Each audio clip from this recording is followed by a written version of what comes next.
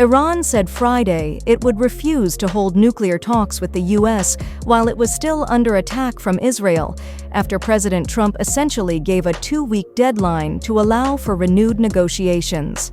Iranian Foreign Minister Abbas vowed there was no room for negotiations with the United States until Israeli aggression stops. Americans want to negotiate and have sent messages several times, but we clearly said that as long as this aggression doesn't stop, there's no place for talk of dialogue, he said in an address on state television.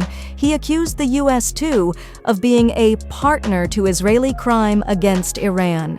The minister's defiant pledge came as he sat down with top European diplomats for the first face-to-face meeting between Western and Iranian officials since the start of 2000, the conflict. Araqchi met with his counterparts from Britain, France, Germany, and the European Union's foreign policy chief in Geneva Friday, where the Europeans tried to coax Tehran back into negotiations with the U.S. As for others, if they seek dialogue, not negotiations, which don't make sense right now, we have no problem with that, he said. Britain's Foreign Secretary David Lammy said that after 3.5 hours of talks, the Europeans were keen to continue ongoing discussions and negotiations with Iran. Lammy added that the Europeans were clear, though, that Iran cannot have a nuclear weapon, and that a window now exists within the next 2 weeks to achieve a diplomatic solution. Meanwhile, retired 4-star General Jack Keane warned Friday that he doesn't believe Iran's supreme leader, Ayatollah Ali Khamenei, will ever agree to no more uranium enrichment.